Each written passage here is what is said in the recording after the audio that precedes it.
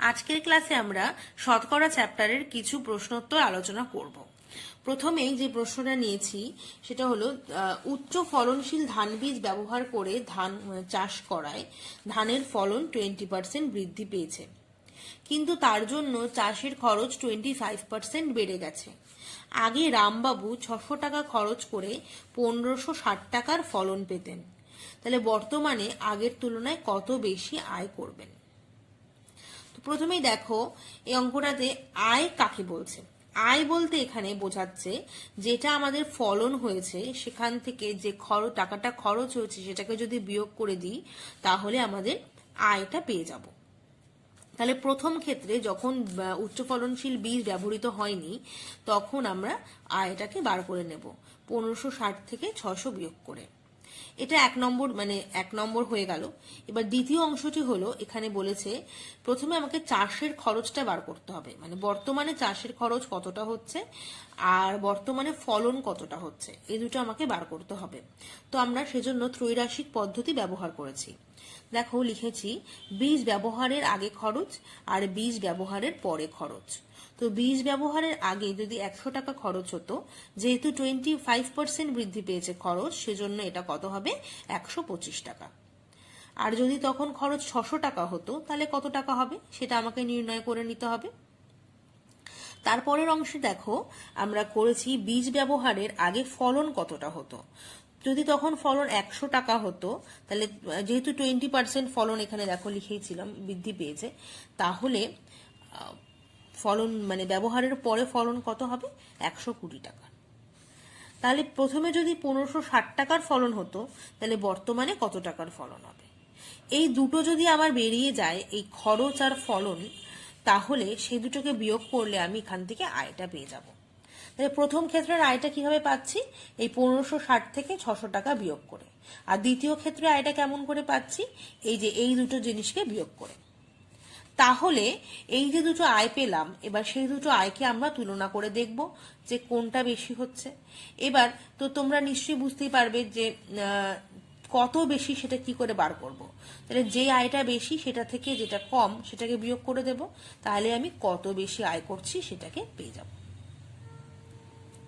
আশা করি তোমরা এটা বুঝতে পেরেছো। এটা আমরা ত্রৈরাশিকের নিয়মে করব। এর পরবর্তী অঙ্কটা একবার দেখব। এখানে বলেছে, এটা 2 নম্বর প্রশ্ন, এখানে বলেছে একটি বিধানসভা কেন্দ্রের ভোটারদের 80% ভোট দিয়েছেন এবং বিজয়ী প্রার্থী প্রদত্ত ভোটের 65% পেয়ে নির্বাচিত হয়েছেন। তিনি মোট ভোটের শতকরা কত ভোট পেয়েছেন? দেখো আমরা এখানে মোট ভোটকে ধরে নেব এক্স। তাহলে এক্স এর 80% 80x/100 হবে, তারা ভোট দিয়েছেন। এবার বিজয়ী প্রার্থী কিন্তু ওই যে 80x/100 তার 65% ভোট পেয়েছেন, তো সেটা আমাকে বার করে নিতে হবে। তো দেখবো যে তাহলে কতটা আমার ভগ্নাংশটা কি আসছে। এবার এখানে বলেছে তিনি মোট ভোটের শতকরা কত ভোট পেয়েছেন। এবার এই যে এখানে যেটা পাচ্ছি ভগ্নাংশটা, সেটা কিন্তু আমার এক্স দিয়ে, আর সেটা কিন্তু আমার এক্স ভোটের সাপেক্ষে হলো। তাহলে আমি নিশ্চয়ই এটাকে ঐকিক নিয়মের দ্বারা লিখতে পারবো।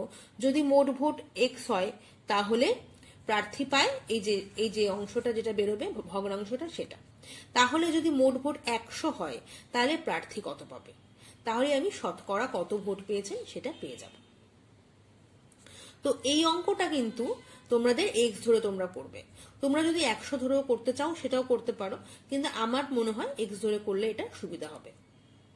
আচ্ছা, এবার আমরা পরবর্তী অঙ্কটা দেখব। দেখো এখানে 3 নম্বর অঙ্কটা বলেছি আমিনা বিবির বেতন প্রথমে 20% বৃদ্ধি পেয়ে পরে 20% হ্রাস পেল।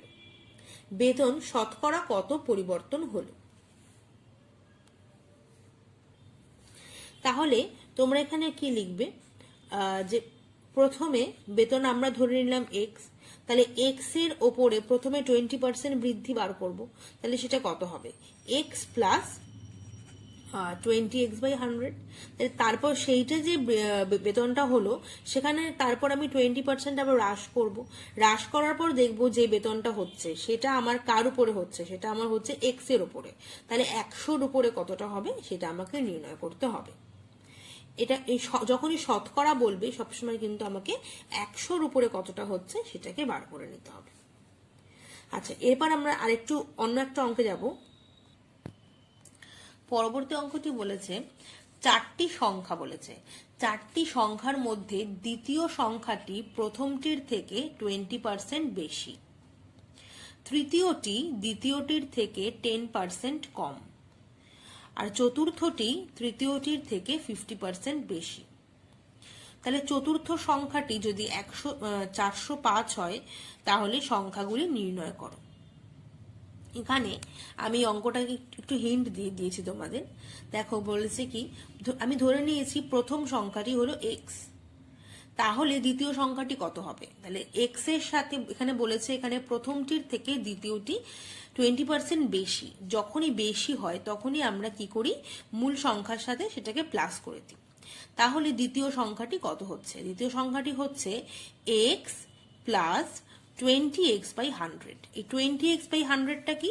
এটাই হলো আমাদের এই যে 20% বেশি যেটা, সেটাকে অ্যাড করে দিয়েছি, তাতে আমার দ্বিতীয় সংখ্যাটা পাওয়া গেছে। তাহলে তৃতীয় সংখ্যাটা কি হবে? তো তৃতীয় সংখ্যাটি বলেছে দ্বিতীয়টি থেকে 10% কম।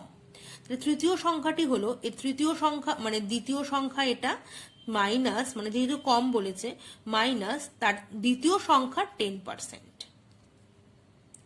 তাহলে দ্বিতীয় সংখ্যাটির থেকে 10% বার করে নিয়েছি, তা সেটাকে দ্বিতীয় সংখ্যা থেকে যদি বিয়োগ করে দিই তাহলে আমি কি পেয়ে যাব, তৃতীয় সংখ্যাটি কত হচ্ছে। এটা তোমাদের ক্যালকুলেশন করে নিতে হবে। তাহলে চতুর্থ সংখ্যাটি কি হবে? তো একই রকম ভাবে তোমাদের এখানে চতুর্থ সংখ্যাটি বার করতে হবে। এটা তৃতীয় সংখ্যার যে মানটি আমরা এখান থেকে পাবো তার উপরে আমরা 50% মানে যোগ করে নেব, তাহলে চতুর্থ সংখ্যাটি আমি পেয়ে যাব। বা চতুর্থ সংখ্যাটি যদি পেয়ে যাই তখন আমরা সেই সংখ্যাটিকে এই 405 যে আছে তার সাথে সমান করব, কারণ আমাদের এখানে বলে দিয়েছে চতুর্থ সংখ্যাটি 405। তাহলে তখন আমরা কি লিখবো, যে প্রশ্নানুযায়ী এই চতুর্থ সংখ্যাটি ইকুয়ালস টু 405। তাহলে সেখান থেকে আমরা এই এক্স এর মানটা পেয়ে যাব। এক্স এর মানটা যদি পেয়ে যাই তাহলে এক্স এর মান দিয়েই আমি কিন্তু প্রত্যেকটি সংখ্যা একটা একটা করে নির্ণয় করে নিতে পারবো। তোমরা চাইলে এটা 100 ধরেও করতে পারো। আমি বারবারই বলছি, শতকরার বিভিন্ন অঙ্কগুলি 100 ধরেও করা যায়, আবার এক্স ধরেও করা যায়, যেটা তোমাদের সুবিধা তোমরা সেভাবেই করবে।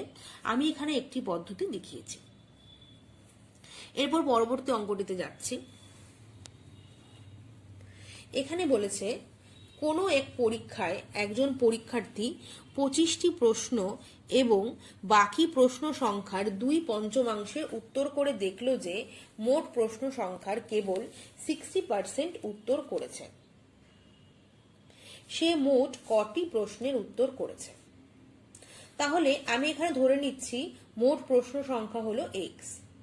তাহলে পরীক্ষার্থী উত্তর করেছে কটি? উত্তর করেছে এমনিতে 25টা সে উত্তর করেছে, আর 25টা উত্তর করার পর যে প্রশ্নগুলোর বাকি রয়েছে তার থেকে তার 2/5 মানে 2/5 করেছে। তাহলে আমি এখানে ধরে নিলাম মোট উত্তর করেছে কত? এই 25 যোগ x-25 ইন্টু 2/5, এই 2/5। তাহলে প্রশ্নানুযায়ী এটাকে আমি সাজিয়ে লিখতে পারি এভাবে যে মানে মোট প্রশ্ন যা করেছে সে উত্তর 25 যোগ x-25 ইন্টু 2/5, এটা হলো গিয়ে মোট যে প্রশ্ন সংখ্যা যেটা কিনা x তার 60% এর সাথে সমান। তাহলে 60 ইন্টু x/100। এবার এটাকে আমাদেরকে সমাধান করে এখান থেকে x এর মান আনতে হবে। তো x এর মান যদি আমি পেয়ে যাই তাহলে সেখানে মোট প্রশ্ন সংখ্যা পাবো। তাহলে সেখান থেকে আমি সে উত্তর কটা করেছে মানে এই যে এখানটা, এই মানটা বসিয়ে পেয়ে যাব। তোমরা এটা চেষ্টা করবে। আচ্ছা, পরবর্তী একটি অঙ্ক দিয়েছি, এই অঙ্কটা একটু বড়। এটা বলছে একটি পরিবারে চাল, মাছ ও তেল বাবদ মাসিক খরচের অনুপাত 12:17:3। ওই জিনিস তিনটির দাম যথাক্রমে 20%, 30% এবং 50% বাড়লে ওইগুলির জন্য পরিবারটির মাসিক খরচ শতকরা কত বাড়বে? তো প্রথমেই আমি এই যে অনুপাতগুলো বলে দিয়েছে সেখান থেকে আমি ধরে নেব যে সাধারণ অনুপাত কত। তো প্রথমে আমি ধরি সাধারণ অনুপাত হলো এক্স। তাহলে সেখান থেকে আমি চালের দাম পেয়ে যাব 12x, মাছের দাম পেয়ে যাব 17x, আর তেলের দাম পেয়ে যাব 3x। তাহলে এই যে দামগুলো আমি পেলাম সেগুলোকে যদি আমি যোগ করি তাহলে আমি ওই পরিবারের মাসিক খরচটা পাবো। ঠিক আছে, এরপর আমরা এই যে প্রত্যেকটি দামের দাম বৃদ্ধি পেয়েছে, তাহলে প্রথমে আমরা এই যে 12x এটার উপরে 20% দাম বৃদ্ধি পেয়েছে, তাহলে সেটা কত হবে সেটাকে নির্ণয় করতে হবে। যেমন করে আমরা নির্ণয় করে থাকি, প্রথমে বৃদ্ধিপ্রাপ্ত অংশটা নির্ণয় করব, তারপর তাকে মূল যে দাম যেটা কিনা 12x তার সঙ্গে যোগ করে দেব। একই রকম ভাবে এই মাছের দামটাও আমরা নির্ণয় করব, প্রথমে 17x এর উপরে 30% বার করব, করে সেটাকে 17x এর সঙ্গে যোগ করে দেব। আবার তেলের দামটাও তাই করব, প্রথমে 3x যেটা কিনা তেলের দাম তার উপরে 50% বার করবে, তারপর সেটাকে তুমি 3x এর সাথে যোগ করবে। এর ফলে আমি এই বৃদ্ধিপ্রাপ্ত দামগুলো সব পাবো। এবার সেই দামগুলোকে যদি আমি যোগ করি তাহলে আমি পরিবারটির বর্তমান যে খরচ হচ্ছে সেই খরচটা পেয়ে যাব। তাহলে আমরা পূর্বে যে খরচ ছিল আর বর্তমান যে খরচটা তোমরা দেখলে, সেই দুটো খরচকে যদি আমরা বিয়োগ করে দাও তাহলে পেয়ে যাবে যে খরচটা বেড়েছে না কমেছে। এবার অবশ্যই এখানে প্রত্যেকটা পার্সেন্টেজই বেড়ে গেছে, তাহলে খরচটাও তো বেড়েই যাবে। এবার সেটা শতকরা কত বাড়লো সেটা তোমাদেরকে নির্ণয় করে নিতে হবে। কিভাবে? যেটা বৃদ্ধি প্রাপ্ত সেটা মূল যে দামটা ছিল আগে তার মানে সেটা দিয়ে ভাগ করে দেব, দিয়ে 100 দিয়ে গুণ করে দেব। আমরা শতকরা যেভাবে নির্ণয় করি, যেটা বৃদ্ধি বা হ্রাস পেয়েছে সেটার নিচে লিখি মূল দামটা যেটা আগে ছিল ইন্টু 100 করে দেবে, দিলেই তোমরা শতকরা বৃদ্ধিপ্রাপ্তটা পেয়ে যাবে। এটা আমি তোমাদের কিছু হিন্ট লিখে দিইনি, যেহেতু এটা অঙ্কটা সোজাই আছে, তোমরা নিজেরা এটা করবে। এবার আমরা সংক্ষিপ্ত প্রশ্নগুলোতে চলে যাব। প্রথমে এখানে যেটি বলেছে দেখো, যে একটি সংখ্যাকে পরপর দুবার 20% বর্ধিত করা হলো, এর ফলে প্রকৃত সংখ্যার শতকরা কত পরিবর্তন হলো। তো আমরা এখানে প্রথমে যদি ধরে নিই যে 100 ধরে নিই, তোমরা 100 ধরেও করতে পারো অথবা x ধরেও করতে পারো। যদি 100 ধরে নিই তাহলে প্রথমে ধরো সংখ্যাটা ছিল আমার 100 টাকা, 100, তাহলে একে যদি প্রথমে 20% বাড়াই তাহলে সেটা কত হবে? 100-তে 20% বৃদ্ধি মানে 20 টাকা, মানে 20 বাড়বে, সেটা যোগ করলে কত হবে? 120। এবার এই 120-কে যদি আবার 20% বৃদ্ধি করি তাহলে 120 20% কত? 24। তাহলে সেটাকে বৃদ্ধি করলে কত হবে? 120 যোগ 24, তাহলে সেটা কত হচ্ছে? 144। এবার তাহলে তোমরা নিজেরাই বলো যে ছিল মূল সংখ্যাটা আমার 100, সেখান থেকে বেড়ে আমার হয়ে গেল কত? 144। তাহলে কতটা পরিবর্তন হয়েছে? পরিবর্তন হয়েছে 144 বিয়োগ 100 মানে 44। তাহলে প্রকৃত সংখ্যার থেকে এটার পরিবর্তন কত হচ্ছে? 44%। যেহেতু এটা 100-র উপরে আমি করেছি সেজন্য আর আলাদা করে শতকরা নির্ণয় করার কোনো প্রয়োজন নেই, এটা 44% বৃদ্ধি পেয়েছে। যদি তোমরা এটা x ধরে করো তাহলে তোমাদেরকে আবার পরে শতকরাতে নিয়ে যেতে হবে। আচ্ছা, এর পরবর্তী অঙ্কটা একটু দেখি। এখানে বলেছে যে দুটি সমান সংখ্যার একটিকে 15% বর্ধিত করলে এবং অপরটিকে 20% হ্রাস করলে প্রাপ্ত সংখ্যা দুটির সমষ্টি হয় 630। মূল সংখ্যা দুটি কি? এখানে বলেছে কিন্তু দুটো সংখ্যাই সমান, তো সেজন্য আমি এখানে ধরেছি, দেখো দুটো সংখ্যাকে আমি x ধরে নিয়েছি। এবার প্রথম সংখ্যাটি মানে যেটা x, সেটাকে আমি 15% বাড়িয়েছি, তাহলে x এর সাথে x এর 15% যোগ করব। তো 15% অফ x মানে কত? সেটা হলো গিয়ে 15x/100, আর তাকে যদি আমি x এর সাথে যোগ করি তাহলে আমার এটা আসবে, এই যে 115x/100। একইভাবে যদি আমি অপরটিকে বলছে 20% হ্রাস করেছে, মানে কত? 20% হ্রাস, আগে 20% যদি বার করে নিই সেটা কত হবে? 20x/100। তাহলে হ্রাস মানে বিয়োগ করতে হবে, তাহলে মূল ছিল আমার কত? x, সেখান থেকে যদি আমি এটাকে বিয়োগ করি তাহলে আমার আসবে কত? 80x/100। এবার বলেছে এই যে দুটো প্রাপ্ত সংখ্যা তাদের সমষ্টি কত? 630। এখান থেকে মূল সংখ্যাটা বার করতে হবে। তো প্রথমেই আমি কি করব? প্রথমে আমি এটাকে লসাগু করে নেব, লসাগু করে নিয়ে যোগ করে নেব। যোগ করে নিলে তাহলে এদিকে একটা আমরা x ওয়ালা সংখ্যা পাবো, সেই সংখ্যাটাকে আমরা এক্স নির্ণয় করার জন্য কি করে থাকি, এক্স এর যে সহগটা থাকে সেটা দিয়ে আমরা এই ডান দিকের সংখ্যাটাকে ভাগ করে দিই। এক্ষেত্রেও তাই করব, করে আমরা এক্স এর মানটা পেয়ে যাব। পরের অঙ্কটি দেখো, এটা বলেছে দুটি সংখ্যার অন্তর 555, একটিকে 10% বাড়ালে এবং অন্যটিকে 15% কমালে সেগুলি সমান হয়, সংখ্যা দুটি কি কি? তো এক্ষেত্রে আমরা দুটো সংখ্যা আমি প্রথমে নিয়েছি এক্স আর ওয়াই। এখানে বলে দিয়েছে দুটো সংখ্যার অন্তর হলো 555, তাহলে লিখতে পারি আমি x minus y equal to 555। তো সেখান থেকে আমি একটা সংখ্যাতেই নিয়ে গেলাম, তাহলে আমি ওয়াই এর মানটা কত পাচ্ছি, এক্স মাইনাস 555। তাহলে এবার এখানে বলেছে দেখো একটিকে 10% বাড়ালে অন্যটিকে 15% কমালে সেগুলো সমান হয়। তাহলে প্রথম সংখ্যাটা যদি আমার এক্স হয়, তাহলে এক্স এর 10% বৃদ্ধি ইকুয়াল টু কি, এক্স মাইনাস 555 এর 15% হ্রাস। এটা আমি তোমাদেরকে একটা সমীকরণ তৈরি করে দিয়েছি। এখান থেকে তোমরা এখানে 10% মানে 10/100 আর এখানে 15% মানে 15/100 এটাকে বসাবে, বসিয়ে তোমরা এখানে ক্যালকুলেশন করে মানটা আনবে। আশা করি বুঝতেই পারছো। আচ্ছা, এর পরবর্তী অঙ্কটি দেখো, এগুলো আমাদের বইয়েরই অঙ্ক, সেজন্য আমি আলাদা করে আর লিখে দিইনি, তোমরা এটা চেষ্টা করবে, আমি শুধু তোমাদের একটু বুঝিয়ে দিচ্ছি। এখানে বলেছে জলে হাইড্রোজেন ও অক্সিজেন 2:1 অনুপাতে আছে, জলের মোট পরিমাণে হাইড্রোজেন ও অক্সিজেন শতকরা কতটা আছে?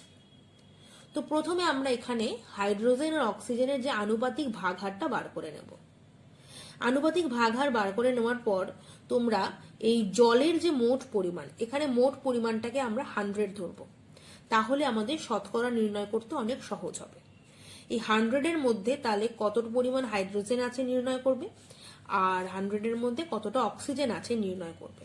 কেমন করে করবে এটা বুঝতেই পারছো, হাইড্রোজেন অক্সিজেন এটা আনুপাতিক ভাগহার, তাহলে এখানে মোট অনুপাতটা কত হবে, 2 + 1 3, তাহলে হাইড্রোজেনের আনুপাতিক ভাগহার হবে 2/3 আর অক্সিজেনের আনুপাতিক ভাগহার হবে কত, 1/3।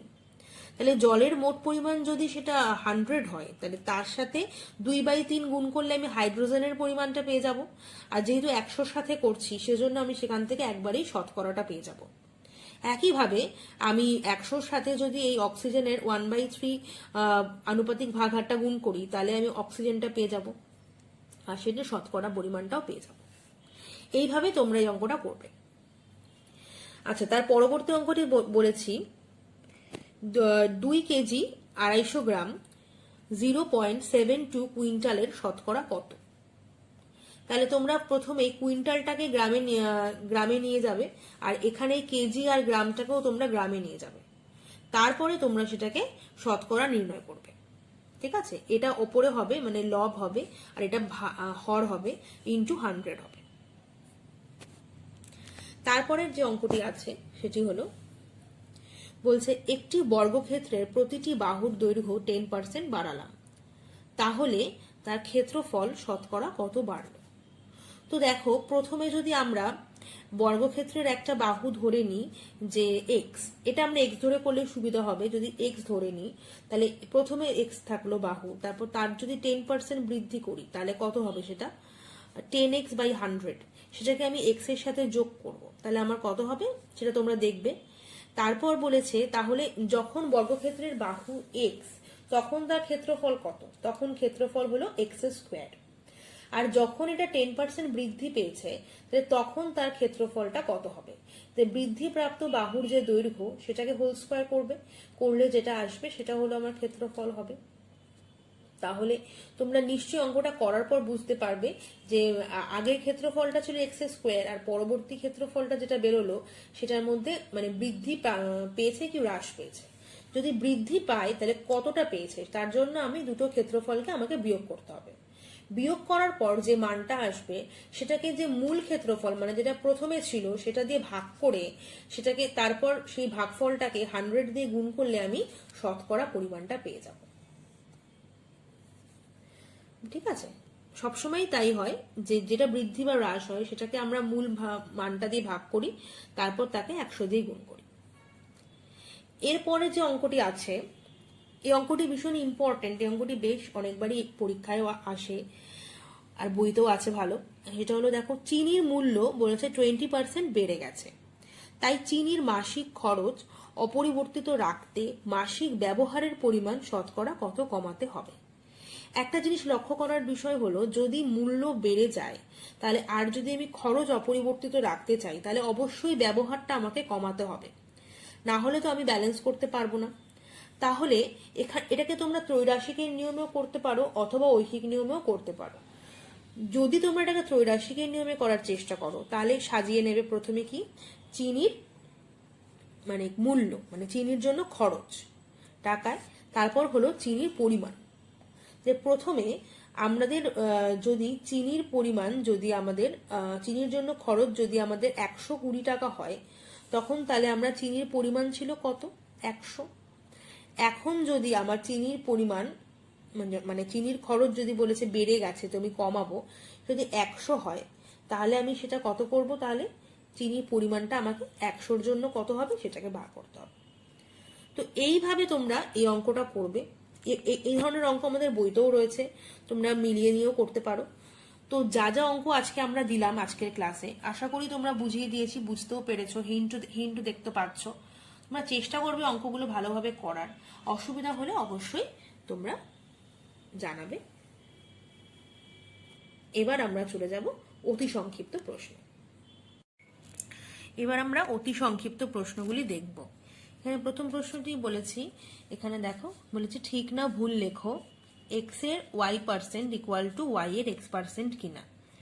দ্বিতীয় প্রশ্ন হলো, বলছে কোনো ভগ্নাংশকে 100 দিয়ে ভাগ করলে শতকরা হার পাওয়া যায়, যে সত্যি মানে ঠিক না ভুল লিখতে হবে। তারপরের প্রশ্নটি হলো 5 টাকা 25 টাকার শতকরা কত অংশ। 3 নম্বর হলো, কোনো সংখ্যার 20% যদি 30 হয় তবে সংখ্যাটি কত। 4 নম্বর হলো, কিছু পরিমাণ টাকার 5% খরচ করার পর 133 টাকা অবশিষ্ট থাকে, প্রথমে কত টাকা ছিল। 5 নম্বর প্রশ্ন হলো, 0.1%কে দশমিক আকারে প্রকাশ করো। 6 নম্বর হলো, বলছে যদি a মাইনাস বি এর 50% equal to a plus b মানে পুরোটা এর 30% হয়, তবে বি এর শতকরা কত অংশ। এটা পুরোটা, আর এখানে কিন্তু এ থেকে বি এর 50% মাইনাস। আচ্ছা, তারপরের অঙ্কটি বলেছে 25 টাকার 0.5 অংশকে 30 টাকার শতকরা হারে প্রকাশ করো।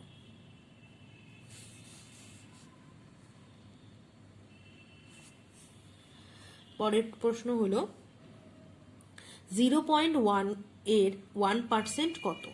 এখানে কতগুলো অপশন দেওয়া আছে, তোমাদেরকে সঠিক অপশনটা লিখতে হবে। আচ্ছা, একদম শেষের প্রশ্নটি হলো, জল জমে বরফ হলে তার আয়তন 10% বাড়ে, ওই বরফ গলে আবার জল হলে আয়তন শতকরা কত কমবে। তো এই প্রশ্নগুলো হলো আমাদের অতি সংক্ষিপ্ত প্রশ্ন, এগুলো তোমরা করবে নিজেরা। আচ্ছা, আজকের ক্লাস আমরা এখানেই শেষ করব। তোমরা শতকরার যে অঙ্কগুলো আমি তোমাদেরকে দিলাম সেগুলো তোমাদেরকে কিন্তু ভালোভাবেই করতে হবে।